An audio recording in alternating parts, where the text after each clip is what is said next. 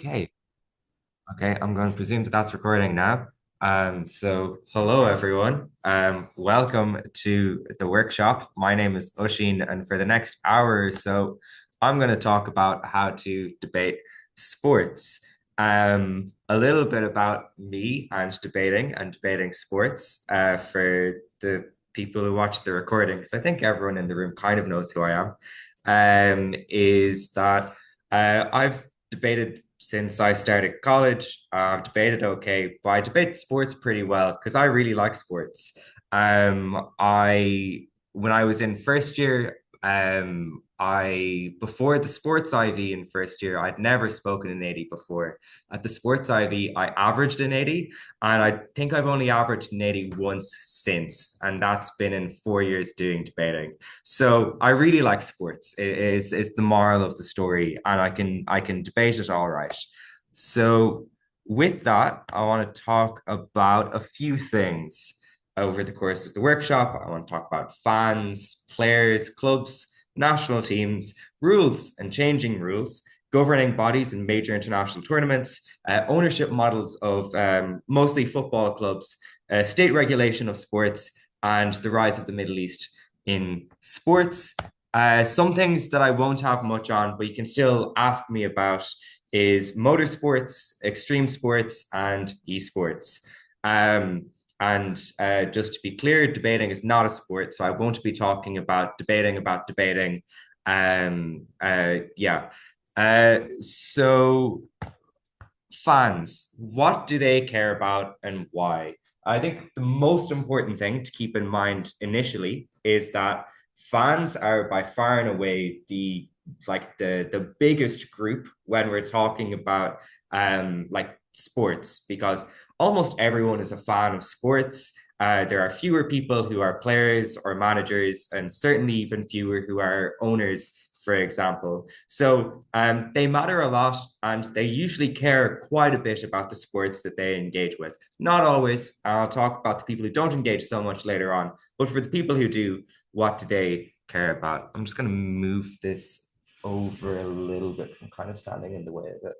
Um, Firstly, they care about community. They support teams and athletes from the same area as them. Really strong affinity to the teams that they support. This can be because of like historical ties. It's not just that they live beside the club, but that the club or the team is like entrenched in like other parts of community culture as well. It might have been established by the workers of an industry. This looks like Sheffield Steelworkers setting up Sheffield United, or it looks like the Volkswagen workers setting up Wolfsburg Football Club, or like the P in PSV stands for Philips because they all worked for Philips, and Philips owned the club for a very long time. But also these clubs and these teams are like a lead development in these areas today. We see, like, just in the news in the last couple of weeks, Manchester United are investing hundreds of millions of pounds into rejuvenating the local community around Old Trafford. That'll make lots and lots of jobs. And you have people who are working in sort of support sectors, the hospitality, the bars, and whatnot around these stadiums. Wembley Park, if any of you have been to London, I live right beside it, and like it's none of that was there before they rebuilt Wembley. That made lots of jobs. There's a very vibrant community there now as well, and this is just true of like all places with legacy Olympic infrastructure. But regardless of whether people actually feel really, really strongly about the success or the failure of the team, they still have they shape their identity around it because of the ritual or the routine of going to home matches very often. It's particularly true of clubs like Newcastle, where tickets aren't too expensive. Lots of people just go week in and week out and don't actually care that much about the result because it's just something that they do all of the time. And as such, they make friends, they have strong bonds with the people around them. They might necessarily live in the exact same neighborhood because most of the best teams are in pretty big cities, but they're still able to build really, really strong community as a result of it. But some people do care a lot about winning as well. I'd say lots of people care about winning. The most memorable moments that you're likely to have as a fan will be moments of success. But what success is can be quite relative for fans. So UCD has a team in the League of Ireland. They're the only university with like a semi-professional team.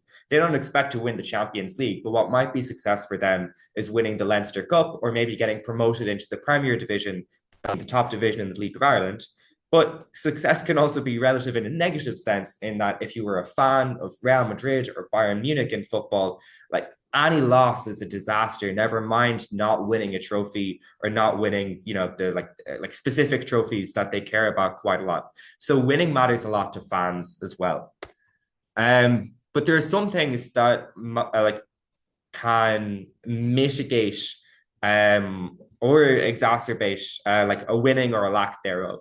So things like style of play. So people might care, some fans will care quite a bit about the way in which their teams or the athletes that they support play. They might feel that, maybe they reward a more like physical style of playing a sport. They might reward a more kind of like brave or risk-taking style that is more entertaining, but also equally brings on a lot of risk. You might lose a bit more than maybe you should.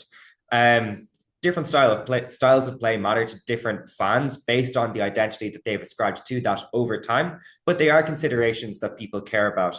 If you have maybe not had the success you want in terms of winning, if you're watching a style of play that you're happy about, you might be willing to let it go for a bit. But equally, if you are not particularly happy about the lack of success that a team has, you might be even more punitive in your response. You might be more likely to protest at a match or simply stop paying for tickets to go anymore if you're really unhappy with the style of play that you see. And this kind of feeds into team identity, because part of it is about the style of play of a team or of the individuals that you select to bring into a team, because they all might have their own different skills or different ways of playing. And, they have an ability to kind of be individuals within the team as well. But also fans just might care like a little bit more about, their players being from the area or from the country that the team is in, or they might care about specifically, I don't know, if the players come through their own academy, whereas in like American sports where they don't have academy systems, but rather kids go to school and they go to college and then they're drafted into a league. They might care a lot about, picking players who went to local universities and things like that. So some clubs might just want to sign the best players in the world or trade for the biggest players in the league. But equally, some fans might care a lot about these things as well. It's also important when we consider managers. Recently, there's been a rise of club legends, people who've played for these teams for a while, getting jobs as managers or as sporting directors and things like this. Um, there are some fans, particularly small section of fans, but who really feel strongly about the club to a point where they engage in violence quite consistently or engage in riots and that kind of thing. So almost exclusively young men, and when it happens, it's usually instigated by away fans. But there will always going to be some home fans who will fight back as well and engage with it. So the violence, you probably shouldn't feel too bad as a neutral observer about violence that happens at sporting events, because it's usually actually like pretty consensual as far as violence can go. But it's important to understand kind of what instigates it, because lots of people are fans, but most fans won't want to engage in these kinds of things. So particularly if you have young men who are drinking all day while they're traveling to a game, noting that like most football matches are played during the daytime, they're played at midday or 3 o'clock in Western Europe, for example. This makes it a lot more likely, especially when you're in a group context and you're chanting and you're jeering and there's already a bit of physical contact, let's say bumping into people, getting into a stadium, and when you're on transport and all of that, it can just like mean that people who aren't even intending to be violent. There are some people who will just like go to a football match because they want to fight other people. There'll be some people also who will just engage with it because other people are around it, and these factors are there as well. Sometimes it's driven by like specific ideology, and I'll talk about politics and sports a little bit later. But there can be fan violence. It used to be really, really bad in England. It's not so bad in England now. It's still pretty bad in Italy. It's still pretty bad in I think there's a bit of it in Greece and in Serbia. And this more kind of to do with clubs, but like with national teams, some of these traits can, they can still kind of happen quite a bit. Okay, here's politics, actually. I thought it was a little bit later on. So yeah, some hooliganism or some kind of like ultras groups are affiliated with political ideologies. So some can be left wing or some can be like socially progressive or anti-racist, like Celtic in Scotland or San Pauli in Germany, West Ham in England, or Bohemians here in Dublin. And then you have some who are explicitly right wing or racist or quite conservative. These look like Rangers in Scotland, Millwall in England, and Lazio, or as they're referred to by lots of fans around the world, Nazio, because of their ties to fascism. These would be some groups that would be quite right wing. But it's not just about violence. They can use their platform as a large group of fans in other ways politically. So this looks like Celtic fans actively like booing or singing songs during like the minute silence for Remembrance Sunday last weekend, or Bayern fans would protest the AGM over Qatari sponsorship, or Liverpool constantly protesting the treatment of their fans who died as a result of police neglect at the Hillsborough disaster 30 odd years ago. So that's it on fans. Any questions on this part so far? Yeah. What about like fake fans? Fake fans, that's actually a good one because I forgot to write something about that. There are genuinely lots and lots of people who we might consider as being fake fans. In the most popular sports, in football and in basketball, primarily, whereby you see these sports on television. They're really just like a handful of the kind of high ticket television events that are left, or you might just see content on like Twitter. You might see highlights and stuff like that. These people are very, very active on social media, so you will hear their takes a lot. They tend to be quite reductive and not necessarily reflective of the matchgoers every week. For example, you have clubs like Manchester United where the fans are quite forgiving. At least like during a match, they're unlikely to boo the manager, boo the players, even when they're quite disappointed with the result. Whereas the people who are most popular on Twitter as United fans are really, really reactionary and are quite vitriolic towards their own players. There are lots of people like this because it can be quite expensive to like when football or large sports are like a global product and people all over the world see it. And this is kind of what lots of engagement does look like for these fans, and there are lots of them. So they still affect how people talk about sports, but in terms of how much we actually enjoy it, their impact is relatively limited. And equally, if we're talking about their enjoyment, it's probably something that you'd find difficult to weigh over the enjoyment of these more approximate fans, even if there are fewer of them. Cool. That's fans. Let's talk about players. So other than the kind of the hooliganism and the violence that doesn't really have anything to do or is unlikely to affect players throughout their careers, all of the other things that I said that fans care about, players care about too. But they have some other things that they're likely to care about also. Firstly, their money. Professional athletes, particularly footballers, basketballers, American footballers, and baseballers, get paid a lot of money for being sports stars, like in the tens of millions of euros or dollars or pounds every year. But to some extent, it is really important for because of the backgrounds a lot of these guys and girls come from. And I'll talk about that in a moment. But the function of money goes far beyond like the actual utility of being able to purchase goods and services.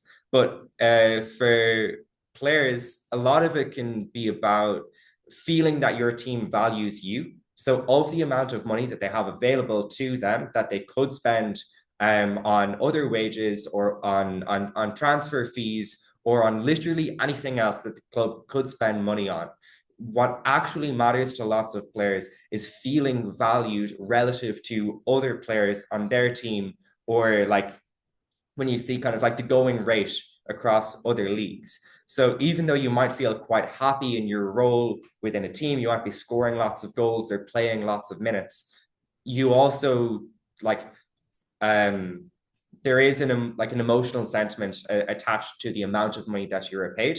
So on a competitive level, this is something that is really important to lots of players, particularly true in the American sports where there's a salary cap.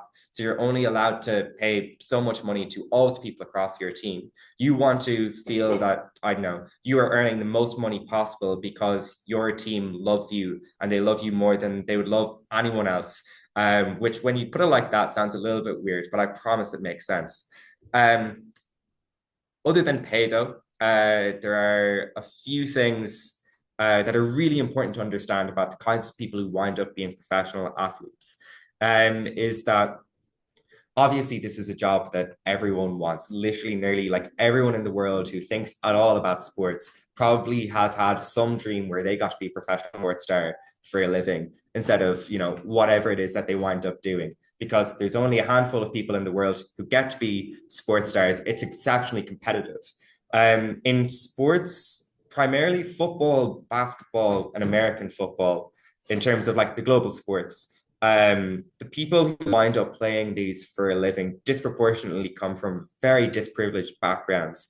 The primary reason for this is that if you if you aren't accessing a particularly good education and you feel the prospects for you to get an education or to get a good job are really, really small, or particularly if there's a chance that you could wind that your only alternative is crime, which is really true of lots of people who play basketball or lots of people from Brazil or the inner cities in England when they're playing football. The reason that so many of these kids wind up becoming professional sports stars is they're the most committed because there is no alternative for them. They feel it's genuinely like their only way to be successful, to get away from crime, to give decent life to themselves and their families. And as such, they're the ones who are able to commit and are willing to commit that much to literally be the best in the world at what they do. So to some extent, if we're arguing about things like, I don't know, is it fair that sports stars earn so much money?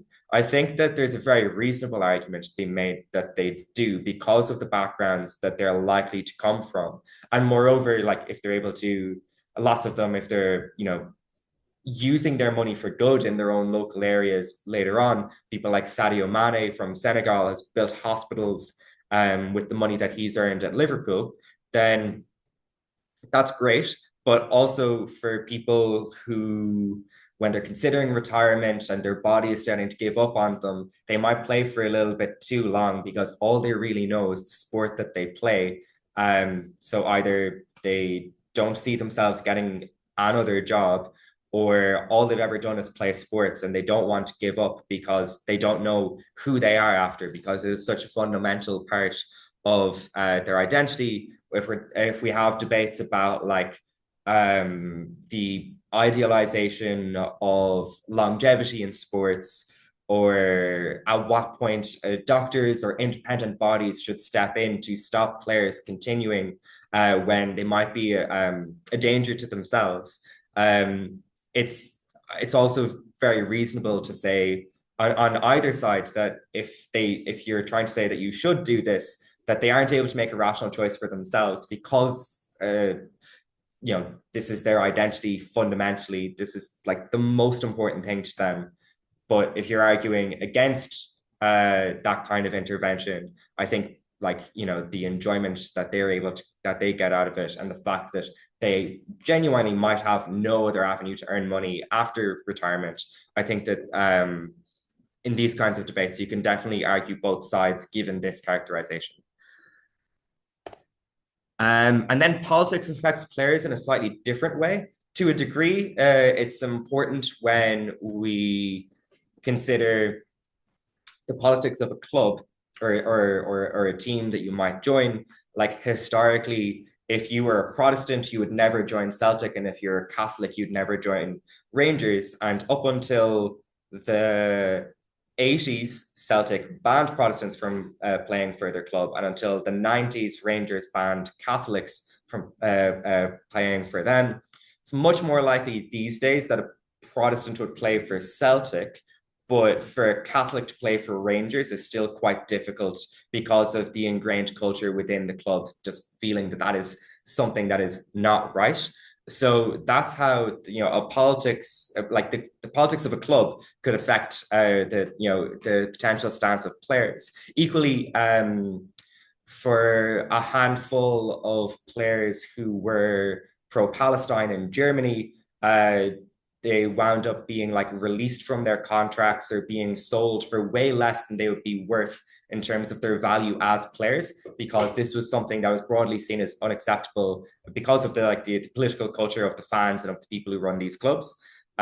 So different political stances can affect you as a player, but also like the politics of players can exist separate to the ideologies of the clubs or the teams that they play for. A handful of examples here is Marcus Rashford advocated for food banks and better social welfare in the UK so that kids wouldn't be impoverished. Colin Kaepernick very famously kneeled during the national anthem in American football. He was blackballed by the NFL as a result, never played another game. And that was pretty bad. Megan Rapinoe, very famous footballer from the American American women's national team, advocated for the fair treatment of female players. Courtney Laws was opposed to Marcus Rashford. He is pro-poverty in the UK. Bad dude. He's a rugby player. Then you have players like Mesut Ozil and İlkay Gundogan, who are Turkish German. They posted a picture with of them and Erdogan, and Mesut Ozil was dropped from the German team and never played for Germany again, and was also sanctioned by his club Arsenal. Yeah, he's the leader of Turkey. He's the president. Controversial. Controversial. Really bad. Yeah. I just broadly agree with that, but like in terms of the response that they received in Germany as a result of this was way overblown, mostly because of like anti-Turkish sentiments within Germany rather than like something more to do with Erdogan himself. Then you have Richarlison, who is pro Lula, as a left-wing footballer, and then most of the Brazilian footballers are like they're actually like surprisingly active politically, almost exclusively pro Bolsonaro. I'm not entirely sure why, but just generally speaking, they are. Yeah. I think another big one is James McLean with the poppy. Great one, very topical at the moment. James McLean doesn't wear a poppy because he's a Catholic from Northern Ireland, and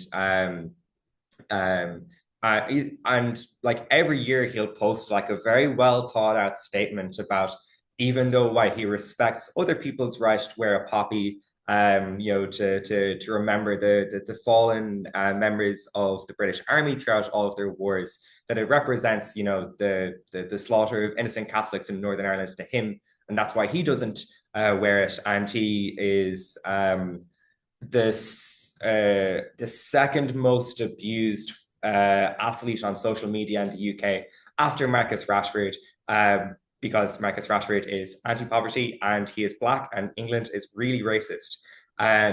So particularly like when we consider the ultras and the hooligans that I talked about earlier, when they're particularly loud on social media, is that like I gave some examples of some that are progressive and anti-racist or conservative and more racist. but generally speaking, the latter outweighs the former. So you do just get a lot of hate, and also just like a handful of people who are very hateful on social media will pay for bots. So a lot of it isn't real people, to be fair, but just generally the environment. And this is also exacerbated by like the tabloid media, which like even if you believe, I think you could argue about like how many people are like actively racist within a certain population. But what we can say for sure is that the media that people consume, particularly in a country like the UK, is very, very conservative and actively targets black athletes. So, for example, Raheem Sterling got a tattoo of a gun on his leg because he thought that that was cool because he shoots very well in football. This was made out by the Daily Mail to be like some sort of like condoning like violence on the streets purely because he was black. So it's important to consider within like when footballers or when athletes stand up, they're like stand up for a cause. They're like likely to receive way more hate than other kinds of public figures who might do the same thing, broadly because of how strongly people feel about sports for all of the reasons that I've already talked about when I talked about fans earlier. Player welfare, then. This is really important. This is quite topical because athletes are finally kind of starting to speak up about the physical toll that sports is taking on them. So across sports, we're seeing trends towards styles of play that force players to run more and be kind of more physically adept, not necessarily in terms of like tackling each other and being like aggressive with one another, but just like the running and the work that you do in the gym and things like that. Really a lot of focus on this element of sports science and pushing people to their physical limits to try and get better at as a team at like winning games. So even though sports are actually becoming even less physically aggressive than they have been previously, so there have been rule changes to protect players because players are really valuable financially to teams, because if teams don't have their best players, then those teams are less likely to be viewed on television. They're less likely to have people come from all over the world to come on holidays to these stadiums to watch these players and pay lots of money for that privilege. So generally speaking, the actual rules are encouraging less physical behavior between players. However, non-contact injuries, particularly in the knee with the ACL and the meniscus, but also hamstrings and Achilles are particularly frequent muscle injuries. They're happening more and more because of fatigue and because of like the really hard work that players are having to put in. This is particularly true for women's sports because firstly, they're more likely to be semi-professional because there's less money in women's sports. I'll talk a little bit more about like why that's the case in a second. But when you're semi-professional, you have to juggle more the work that you do to be a professional sports person on top of maybe having another job, maybe having a family that you have to care more for because you might necessarily be able to afford childcare because you're not earning tens of millions of euros a year like your male counterparts. And yeah, a couple of bits more on how this affects women specifically later here. Yes.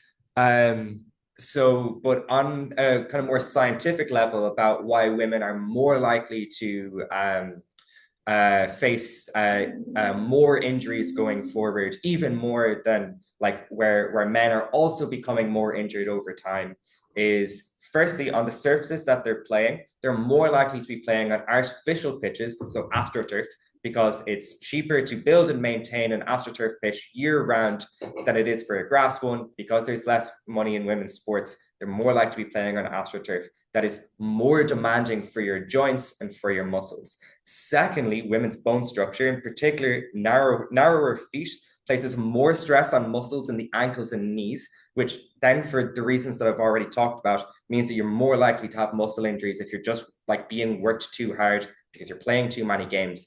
But also equipment manufacturers, so particularly for like football boots made by Nike or Adidas, they're designed for men, so they don't account for the physical differences that there generally are between men and women. So it means that they don't sufficiently support the body. It means all these things compound.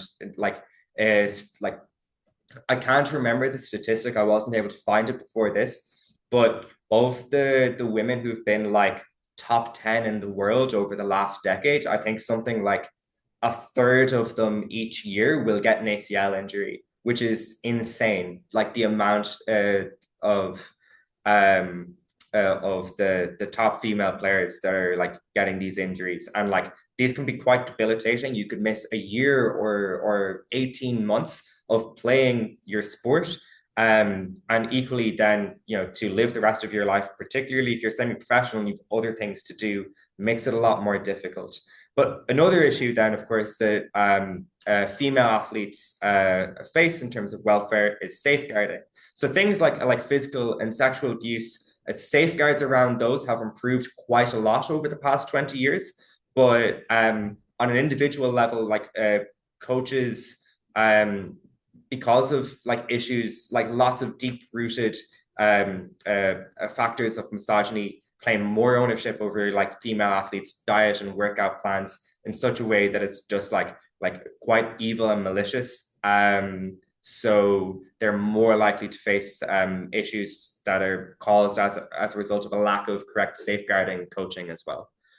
And then lastly, in terms of how these things are, the issues affect female players more directly, is pay and conditions. So we haven't had too many of them over the last 3 or 4 years, but certainly for the decade before that, there were lots of debates about like pay in women's sports, and they still happen a lot at schools level.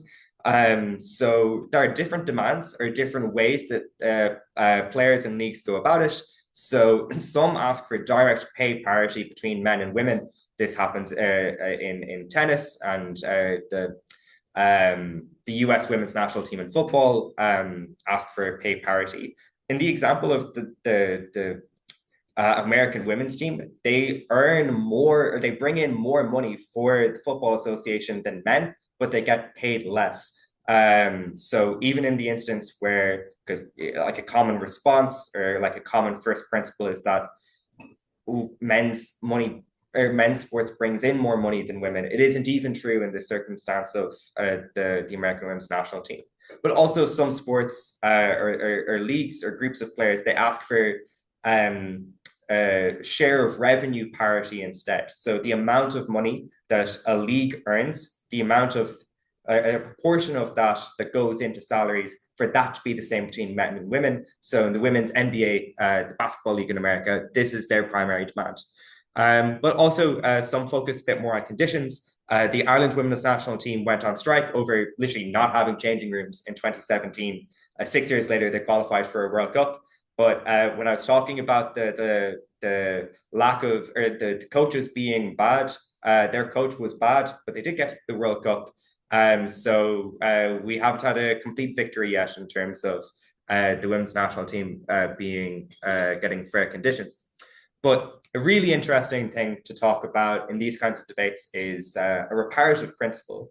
So during and after the First World War, women's football was more popular than men's football in England. The Women's Cup final in 1920 had an attendance of over 50,000. Men's football was not getting those attendances at that time. In 1921, the English FA banned women's football because they're like, oh, women shouldn't play football, which is obviously insane. It was insane at the time, and it's certainly insane now.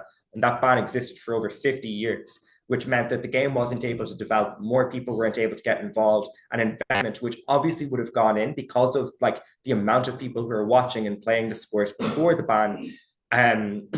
That investment and that growth, the rise in skill level from more people playing, just didn't happen because it was banned and women no longer saw themselves as being able or like aspiring to play football anymore. So obviously women's leagues don't earn as much revenue now because of these factors. But that if you're to run a reparative justice principle is something is actively a reason that they should get paid more, should get paid closer to their male counterparts because they've been done wrong in the past in a very direct way that affects their ability to earn money today. So that's it on players. Does anyone have any questions on players? No, move on. Cool. I still have lots of stuff to get through.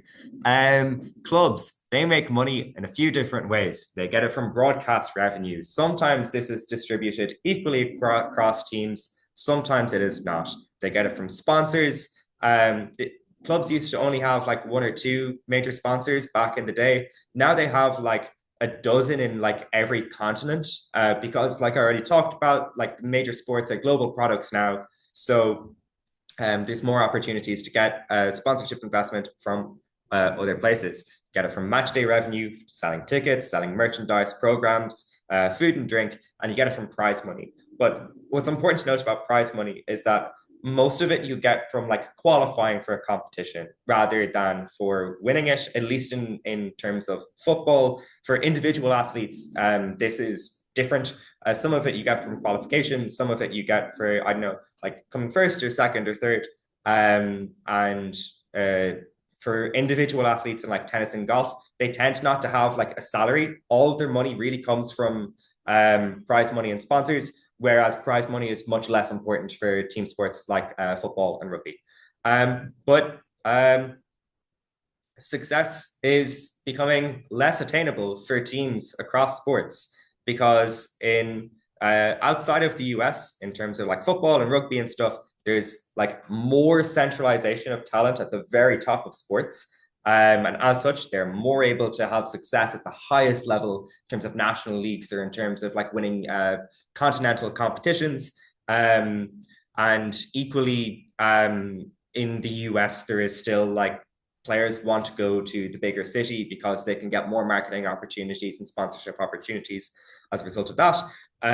So what clubs as well or teams expect in terms of success is also relative. They might be, the barriers that they set for themselves or the goals that they have are probably less ambitious than they were before.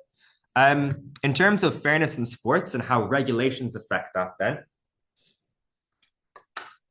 they struggle to. They really do struggle to maintain fairness. But there are different rules and regulations that affect fairness in terms of like primarily on like on a financial level. Obviously, there's plenty of regulations across sports that just prevent like cheating in terms of like doping and stuff.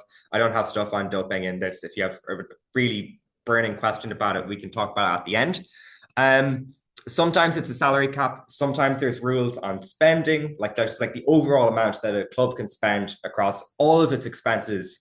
Sometimes there's a limit on the amount of money you can lose as a team over a certain period of time. So this happens in like the English leagues. And then sometimes there's a limit on wage to turnover ratio. There's like the European competitions in football, the UEFA competitions, they do that. Punishments, sometimes it's fines, sometimes it's like a transfer or trade embargoes, so you can't sign new players. And then sometimes it's like points deductions or like competitive punishments, like getting disqualified from competition.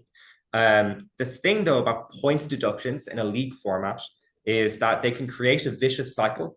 So if you're a team who's maybe being threatened with relegation and you spend a lot of money to try avoid getting relegated, you get punished for spending that much money, which then means you get a points deduction, which then means that you're more likely to get relegated. And when you get relegated, you lose all the prize money from being in the league or the competition that you're previously in, at which point it can be really bad for the team. And I'll talk about the consequences of what happens when you run out of money now. So if you get into financial trouble, there are a few things that a team can do. You can try and sell away your best players earn some money, or you try and sell away your highest earners so that you're spending less money week in, week out on their salary. Equally, in terms of like the American sports, you could trade away your highest earner so that you're spending less money on salary. You might sell your stadium, so you still play in the stadium, but you sell it to a third party and then lease it back from them. This can give you a lot of money in the short term. That can mean that you're stable, but in the long term, you could lose out on a lot of money as well. I talked about financial fair play penalties, but what happens if you just run out of money? You also receive an additional penalty in terms of like a points deduction. So it's really, really bad if you run out of money, as it would be for any business. But most of the teams that go into administration, which is what we call it when a team no longer has money to pay its bills, because they're like really important, like local and sometimes even global institutions, they tend to find new investors or get their debt restructured and they'll be okay. Teams like Chelsea and Wigan and Bolton have faced insolvency and they overcame it. Then a handful of teams have collapsed and had to completely restart as like a sort of new team. So Rangers, yay, went bust, and they're maybe on the verge of going bust again. But also Bury went bust and Wimbledon went bust, and that was bad. Sometimes you can't avoid insolvency, but usually you can. National teams, then, what's up with those? Sometimes, so like one of the most important things to keep in mind for players when they're playing for national teams, they don't get paid very much because a national team is essentially a non-profit. It doesn't bring in that much money. And the money that they bring in, they want to redirect just to grassroots funding, so more people are just engaging with the sport within a country. So they don't get paid very much. It's not about the money. Most like nations are not very good at the sport because centralization of talent happens quite a bit when there's only a handful of teams that can naturally produce high quality players at scale. So I think there's about like 9 different countries that have ever won the World Cup. I think there's about 3 countries who've won the Basketball World Cup. So it's about pride, but also in terms of success being relative, this is even more true at a national level. Some questions about whether players should be able to switch allegiance. FIFA recently changed the rules. So you can play a couple of games for one team and then switch to another team, but you can only do it once, assuming you're also already eligible if you've a citizenship in a country, or if you've a grandparent who is from a country. That's a reason that you'd be eligible to play for another country. Declan Rice, who used to play for Ireland and now plays for England, primary example of this. In cricket, it's much more common to switch allegiance between countries.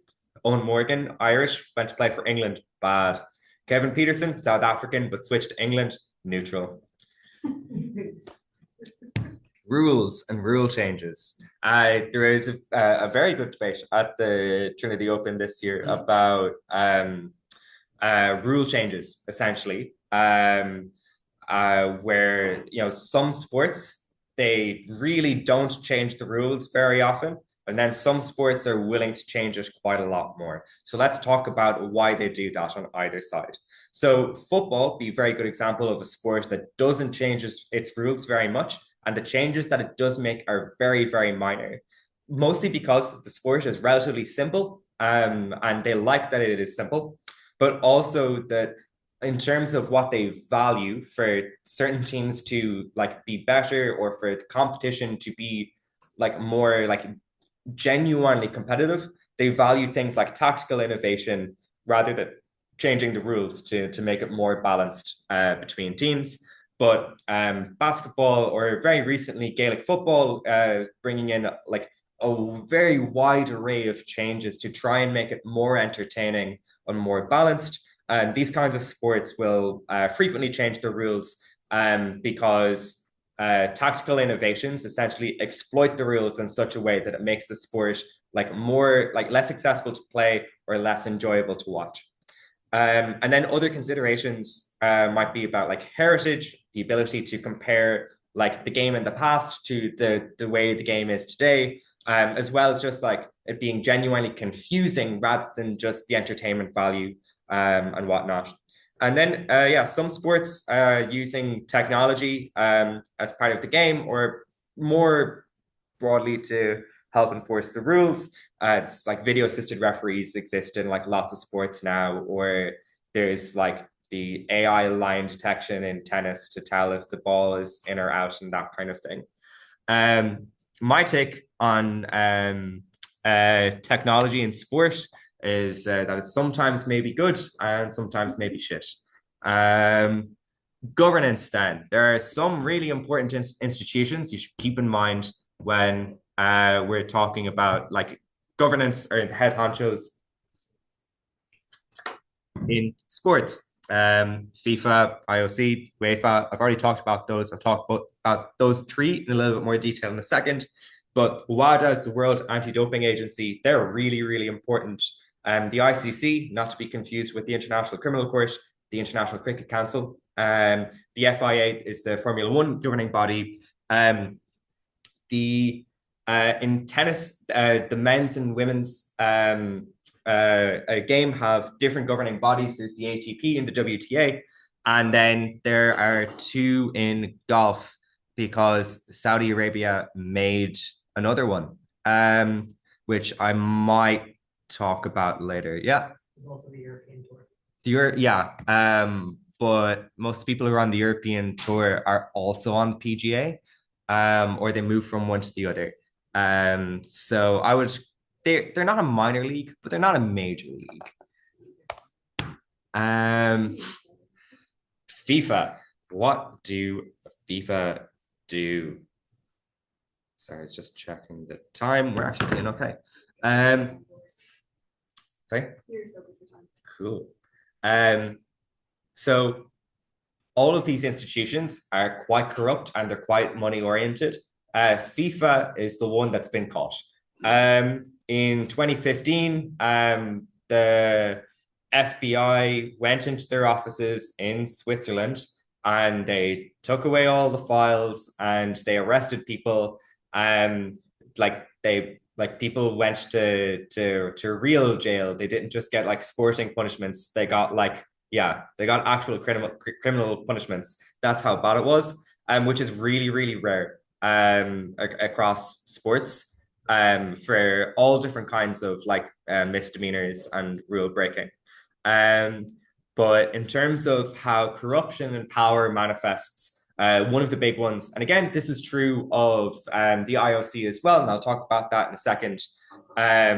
When you look at the countries that have been awarded the recent major tournaments, and this is even more true than it is in the IOC, Brazil, Russia, Qatar, USA, and Saudi Arabia, the reasons that these countries broadly have been awarded these competitions is not sporting in nature. It's because they're the highest bidders, they're paying money behind the scenes, and also this is really important for both the FIFA and the IOC, is that for every euro or every dollar spent building infrastructure for these competitions, FIFA and the IOC are getting a cut, because part of the deal when you get selected to host a competition is that when you have to build new infrastructure, if you have to build new stadiums or new roads, is that the companies that you hire to do them have to be like partner companies of FIFA and the IOC. So the engineering company or the construction company that you hire,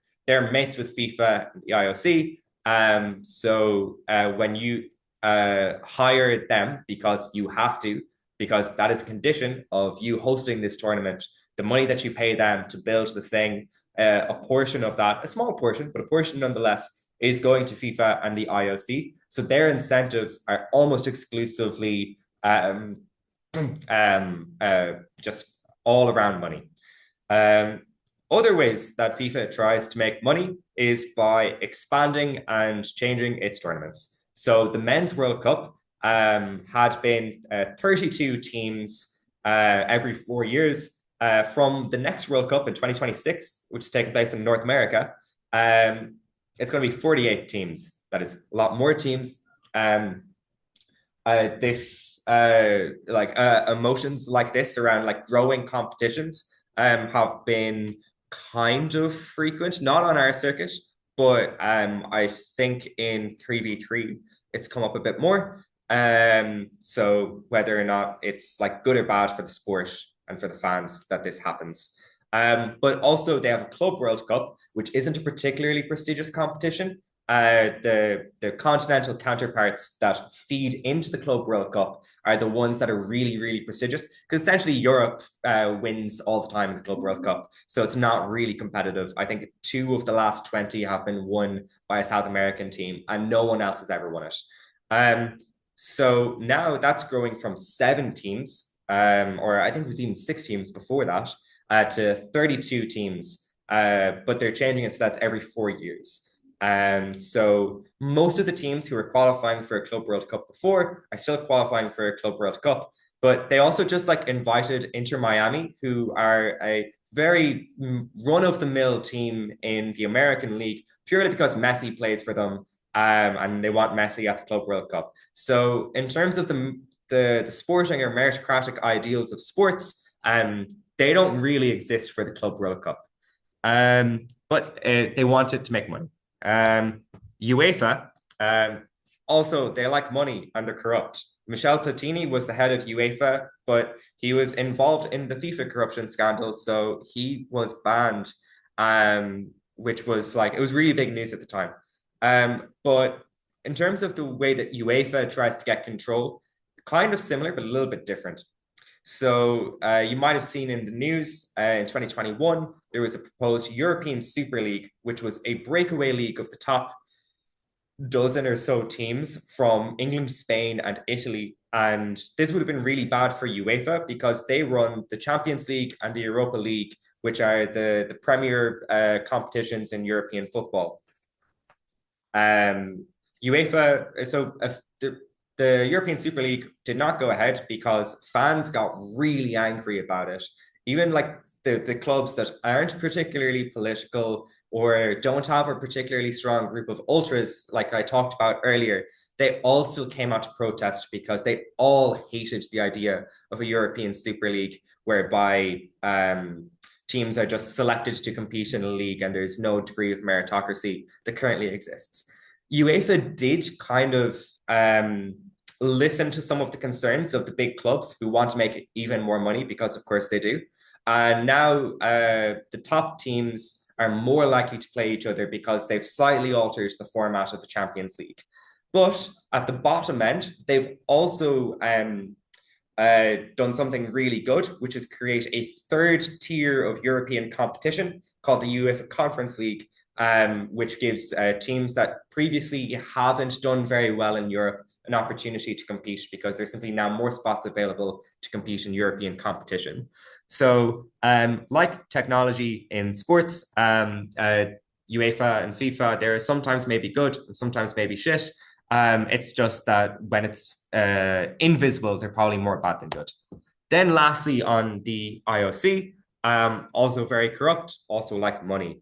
I talked about how the incentives play out so that these organizations can make money. But in particular, the IOC demands IOC only lanes on like roads, on important roads, like in the countries that host the games. So in Paris this year, there would have been some very important roads where they built a whole new lane where they restructured the road so IOC officials could just drive right to wherever they wanted to go, because apparently that's something that you can ask countries to do now. But sometimes the IOC says that corruption is bad, especially when the sports that make up the Olympics are being ran very poorly. So, for example, after the 2016 Olympics, the Olympic Committee took control of the running of boxing at the Olympics away from the International Amateur Boxing Association because they were like, this is so clearly rigged. So there's an Irish guy called Michael Conlon who clearly won his gold medal match but it was found out after the fight when he lost that the winner of the gold medal, his name was already scratched onto the medal before the fight. So the IOC can sometimes intervene to try and make corruption less bad. Martha? Did they change who they awarded the medal to in that case? No. No. No. Oh, Yeah. So Michael Conlon never got his gold medal, and then he went pro and did okay. Um, Obviously, there's been a lot of contention around the Olympics in terms of transgender athletes and athletes with what they consider to be like a hormone imbalance that they say like affects the ability for women to compete fairly or cisgender women to compete in women's sports. I don't think we're likely to see a debate that is like let's transgender athletes compete, but it is something that is an important issue. So maybe some other debates or like it's something that's talked about a lot. So other debates about how countries engage with the IOC or how governing bodies act. This is like who gets minority athletes better treatment is probably going to be there should be a clash in the debate. And then the Olympics is also bringing in new sports. They had skateboarding and breakdancing at this Olympics. I thought that the breakdancing was actually pretty good, but it doesn't look like it's going to be brought back. But they're also looking at things like frisbee and paddle. Paddle is kind of like tennis, but you play it on like a smaller court with a smaller racket. That's the word. So they're being more receptive to bringing in new sports into the Olympics. Okay, let's talk about ownership structures in football. I appreciate this is a very dense workshop, but the other sports workshops on the internet are not. So I wrote a lot of things.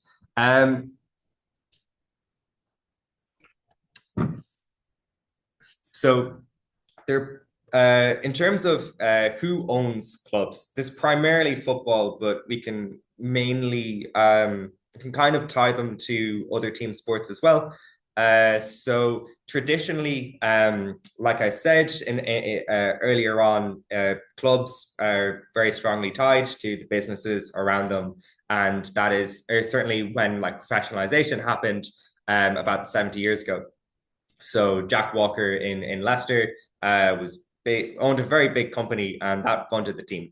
And this was true essentially across most of Europe and most of the world in terms of professional football.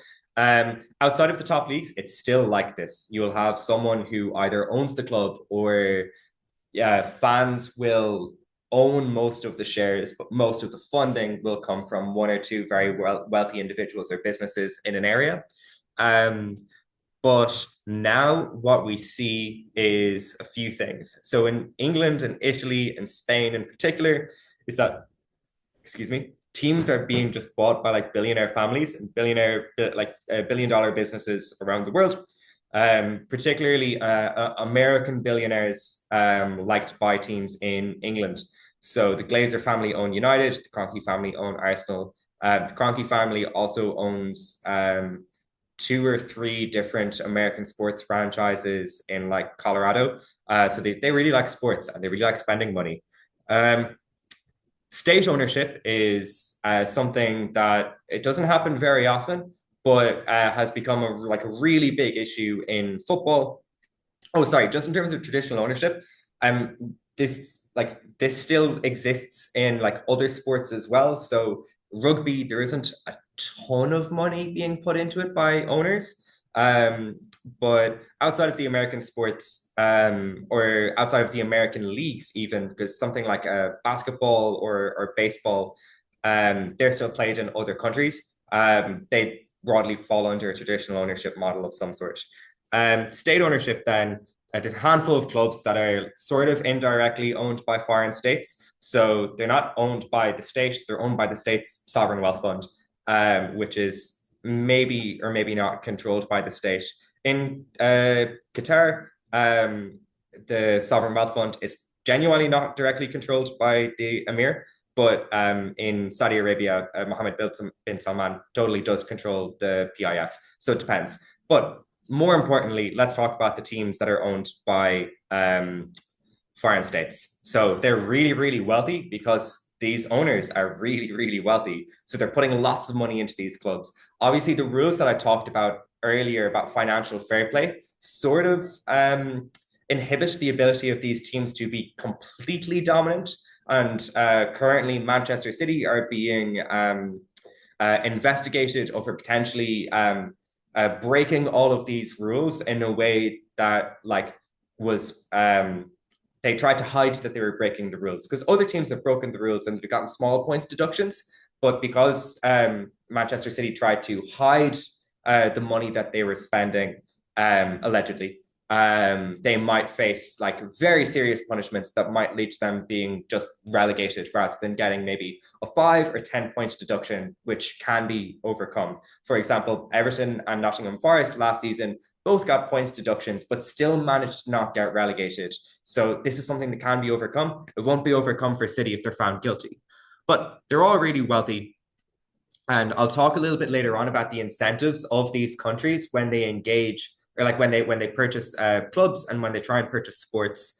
But Manchester City were really, really successful post being bought by the Abu Dhabi Investment Fund. They weren't very good at all, and now they've been consistently one of the best teams in the world and consistently the best team in England, bar none.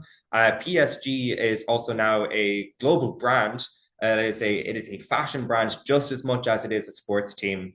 They haven't quite won the Champions League yet, but this is actually wrong. They're less valuable than Real Madrid and Manchester City, but that's also based on the numbers of Manchester City that might be a little bit fudged. So PSG are probably the second most valuable team in the world, and PSG. Said that Manchester City were kind of mid. PSG, they weren't a team that anyone talked about at all. No one knew or cared who they were until they were bought out by Abu Dhabi. So for people who kind of know about sports, they mightn't fully appreciate just how big of an improvement they've made, and they're a global brand and whatnot.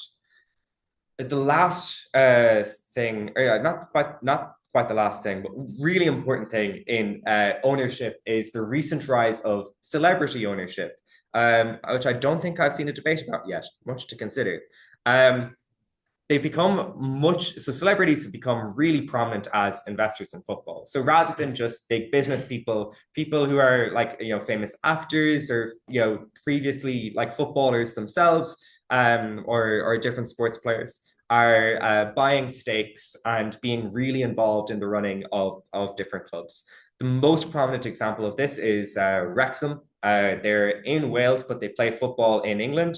They're owned by Ryan Reynolds and Rob McElhenney, who are two famous comedy actors from the US. They've made millions from making a documentary with Fox about them buying the club and about them running the club, and just about, also on a sporting level, how the club is getting on, because they've done quite well since being bought by those actors. But really important to understand that, part of it is trying to get money from the club doing well and winning prize money and getting broadcast revenue from going up to the higher leagues. And they were bought while they were in the 5th tier of English football. So the growth potential was quite massive. So on a financial level, it does make a lot of sense. But also as an entertainment product, it is useful for a lot of celebrities too. Rihanna and ASAP Rocky were linked with buying a club called Tranmere Rovers, which are a nothing team, as were Wrexham. So it's the in thing right now for American A-listers and also sometimes B-listers. There are some people though who are just minority shareholders, but their role is still very important. So sports people like LeBron James, Tom Brady, and JJ Watt, they're all minority shareholders, like a percent or a couple of percent of a stake in a club at various different tiers of the English pyramid. But their role is really important because these clubs are often getting bought out now by private equity firms in the US who are kind of nameless, faceless, don't have much of a personality to them in a way that like traditional owners had previously. So they get these celebrities to buy in, get a small share in the club, but they're kind of presented publicly as being a face of the project overall, which can help get like buy-in for the new owners when clubs are bought by new people. And then some footballers own football clubs too. So David Beckham owns Inter Miami because he was so famous that when he went to the MLS in 2007, which is the American Football League, they were like, "Real after you retire, we'll give you a whole club." So he got a whole club, and he got Messi to go there. So he's doing okay as an owner. And then Kylian Mbappe, very interestingly, who is currently a player. He's recently moved from France to Spain, but while he was still playing in France, he was playing in the top tier and he bought a team in the second tier. So brings about some very interesting ideas, discussions regarding what is a conflict of interest in sports anymore. Theoretically, these teams could easily hit each other in a cup competition, or if the team was successful, they could get promoted and play against Kylian Mbappe. So really interesting if this is a trend that is set to continue, how governing bodies might deal with that. The last thing then on ownership structures is multi-club ownership. So there's a handful of really, really rich owners who buy multiple football clubs in different countries. So the Red Bull Group, the City Football Group, FSG, which is the body that owns Liverpool, and Ineos, which is the body that has a minority share in Manchester United, but runs its football operations, while the Glazers, who I mentioned earlier, run the commercial side of the club.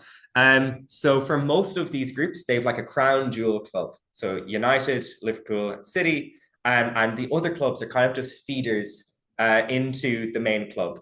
These owners, they really don't care very much about the success of the smaller clubs because their role isn't to win, it's just to produce players who might be good enough to go to the big club, or because of the financial fair play rules that I talked about earlier, they can sell. If the big club, like a Manchester United, needs to make some money so that they don't get in trouble with the rules, they will sell a player who they don't really want for an inflated above market rate to a smaller club within the same ownership structure, so that they're making more money back in the books and they don't get in trouble with financial fair play.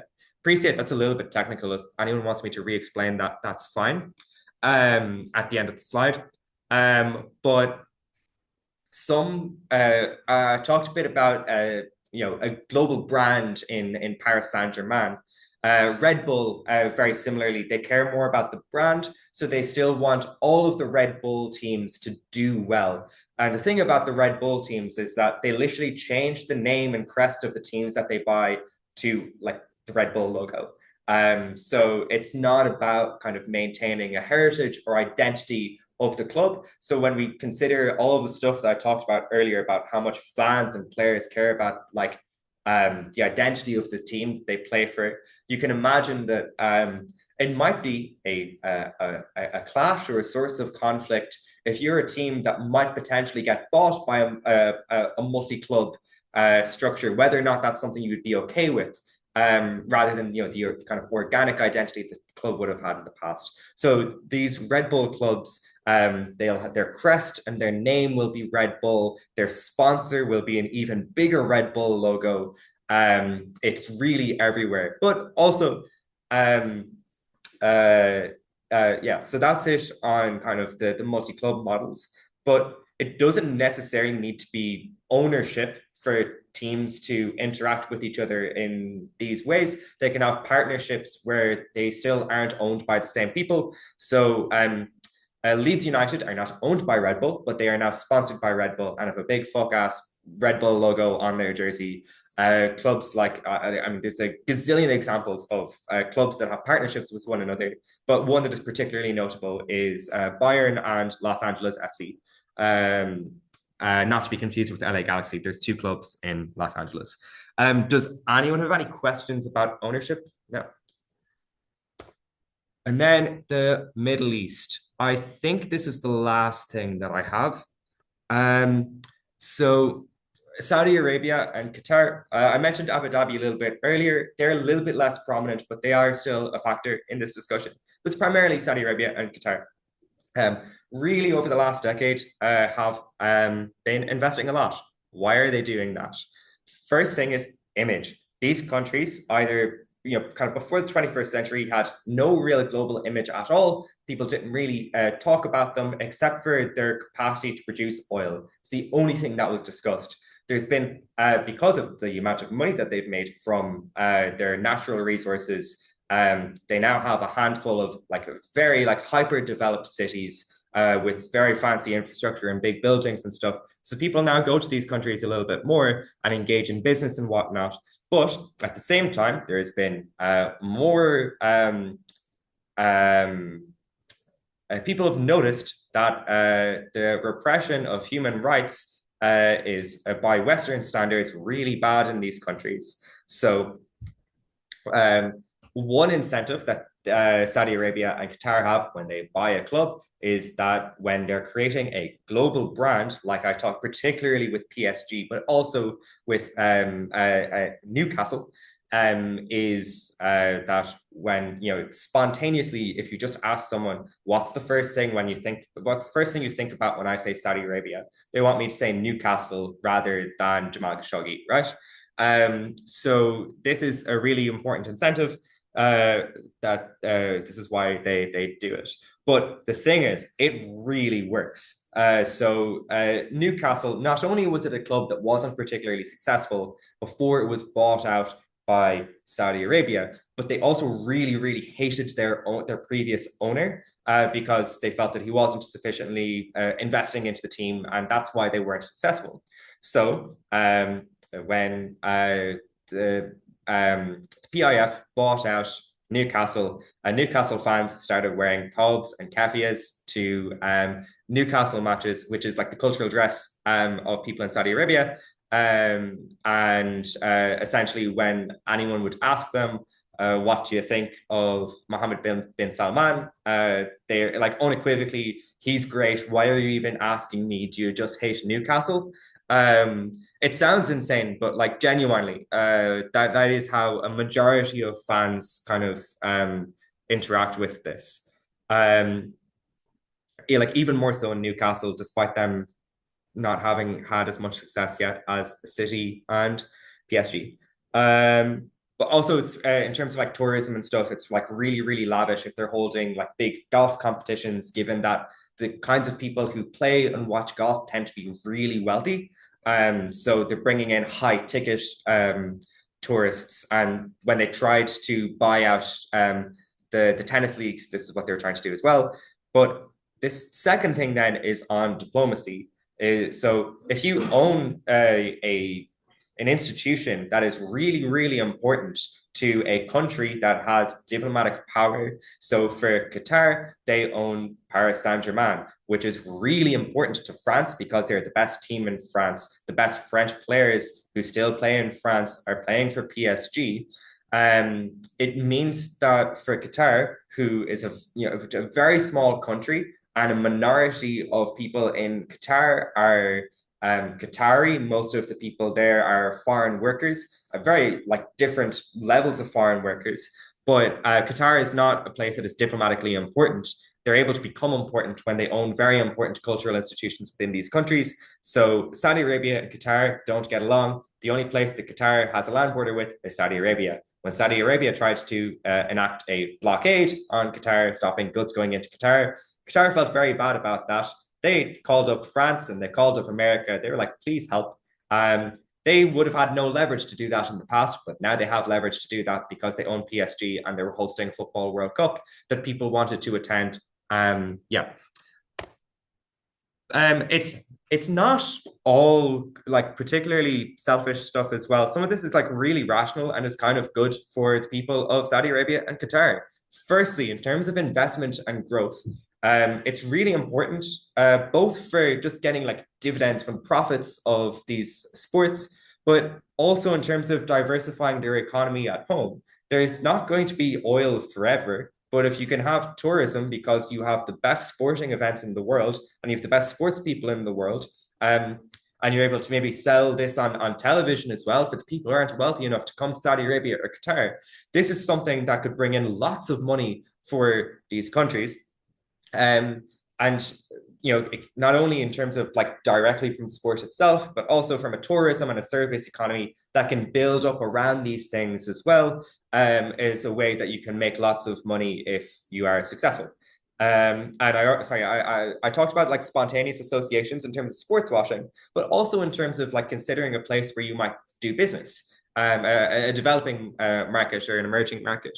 Thinking of Saudi Arabia and Qatar as these kinds of places, you're more able to do that when you have good a good view and think that that place is stable and ready for investment. Then the last thing, though, internally, is particularly true of Saudi Arabia because they still have like a big population of people who are Saudi. Um, Saudi Arabia has really high obesity rates and low activity rates amongst its youth. So when Saudi Arabia spent lots of money on its own football league, bringing in players like Cristiano Ronaldo and N'Golo Kante and people like this, to get more eyes on the league. Not only is it just like to some extent, it gives a cultural outlet for people to just have something interesting to watch in their own country, but also in terms of encouraging people to play sports, and get active and be healthier, so they don't have to spend so much on wealth, on healthcare, and that these kids are able to live happy and healthy lives doing other things within a hopefully tourism and service economy in the future, more able to do that when they're active and they're healthy. The last, oh yeah, this is the last slide. Other stuff on governments and countries being involved in politics. First one is uh, sports regulate themselves, except for like anti-doping, where countries sort of get involved in that. A couple of ways that states are getting involved is firstly, football is getting an independent regulator, so it's not directly controlled by the government, and it's not directly controlled by football. It is in the middle, and it's essentially just to prevent all of the financial cheating that has been happening, but also to ensure that grassroots football in the UK is still being protected and being funded well by the billions that the big leagues are earning, and to stop ticket prices going up so that normal people can still afford to go to football. The second thing then is on non-interference. So I talked about how FIFA and the IOC are really corrupt.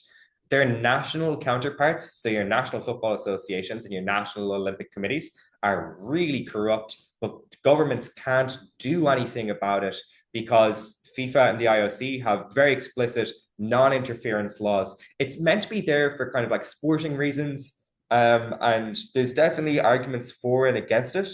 But it's one where the governments would like to have more control so they could stop things like corruption in boxing, because that's something that most countries probably have a collective incentive to try and stop.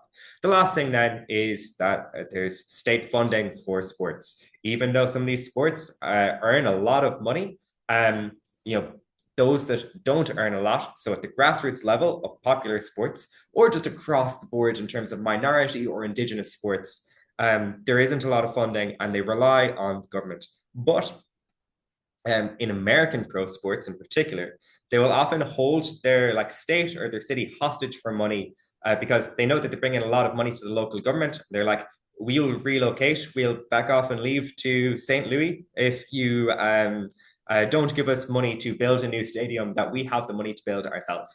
So the Phoenix Suns, which is worth, I don't know, $3 billion, they needed $250 million to build a new stadium. They said that the government must give us 150 million of this or we're going to leave. And then the Arizona government gave them $150 million and they paid the other 100 themselves, even though they had all the money themselves. Anyways, so yeah, this is bad essentially, and it might be something that you can talk about in a debate. That was a lot of content, and my throat hurts. Does anyone have any questions about anything? No? Cool. Thank you. And hopefully your next sports debate goes better as a result of this.